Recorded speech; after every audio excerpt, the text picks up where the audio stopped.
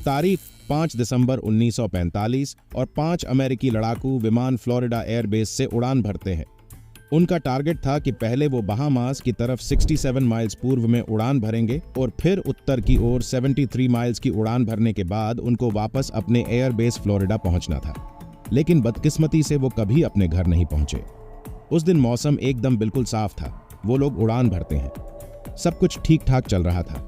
लेकिन कुछ ही देर बाद में एक पायलट बताता है कि उसका कंपास काम नहीं कर रहा। वो कंपास को ठीक करने की कोशिश करता है, लेकिन उसके कुछ समझ नहीं आता। और कुछ ही मिनटों बाद उसके पास मैसेज आता है कि उसके और जो साथी है उनको भी सैम यही प्रॉब्लम आ रही है। वो लोग कुछ समझ पाते तब तक उनका एयरबेस से संपर्क टूट चुका था। इसके बाद वो प्लेन कहा गए आज तक किसी को कोई जानकारी नहीं है। उन एयरप्लेन्स को समंदर खा गया या आसमान निकल गया, कुछ खबर नहीं है। और सैम एक ऐसी ही घटना हमें और देखने को मिलती है।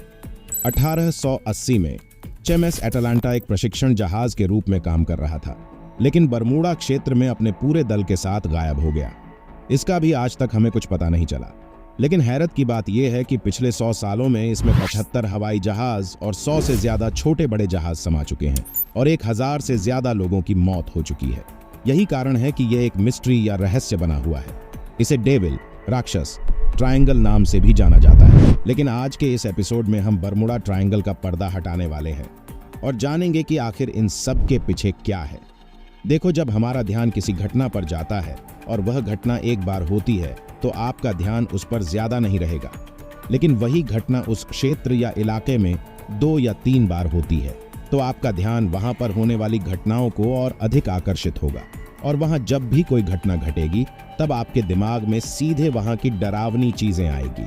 हमारी इसी मानसिकता को ध्यान में रखते हुए ऑस्ट्रेलियाई वैज्ञानिक कार्ल क्रुजेलनिक ने अपने दावे को साबित करने के लिए अमेरिकी तटरक्षक और लॉयड्स ऑफ लंदन के आंकड़े का हवाला दिया है। उनका कहना है कि इनके आंकड़े के मुताबिक बरमूडा ट्रायंगल में दुनिया में किसी भी जगह पर विमान क्रैश होने का प्रतिशत समान ही है। यानी कि यहाँ पर जितनी भी घटनाएं होती हैं उतनी घटना कहीं और भी होती है, पर वहां पर हमारा ध्यान नहीं होता है। इसलिए यहाँ पर जो भी घटनाएं होती हैं उनके प्रति हमारा देखने का नजरिया बदल जाता है। लेकिन इसके अलावा भी हमारे पास कुछ और भी साइंटिफिक रीजंस है। बरमूडा ट्रायंगल कोई स्पेसिफिक जगह नहीं है।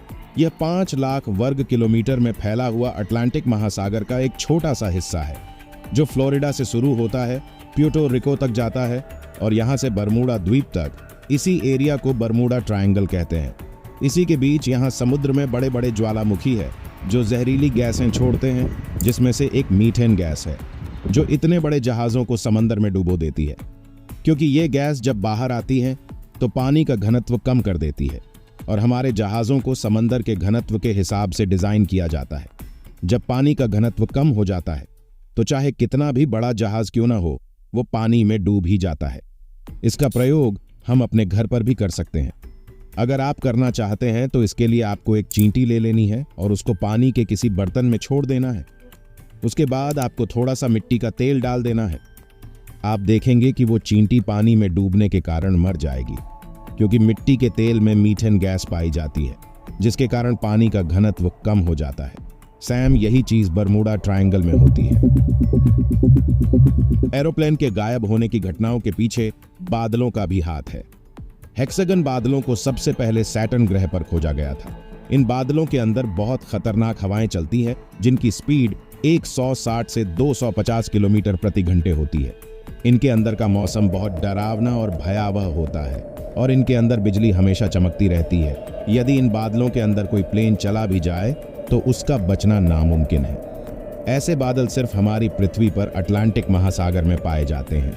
और जो लोग बरमूडा ट्रायंगल में एलियन होने का दावा करते हैं तो ये सब थ्योरी गलत है। ऐसा वहां सिर्फ प्राकृतिक कारणों और हम इंसानों की छोटी छोटी गलतियों से होता है। और आज हमारे पास उन्नत टेक्नोलॉजी होने के कारण हर रोज बरमूडा ट्रायंगल से हजारों जहाज निकल रहे हैं। अगर आपको समुद्र में बने ब्लैक होल के बारे में जानने में दिलचस्पी रखते हैं तो आप स्क्रीन पर इस वीडियो पर क्लिक कर सकते हैं।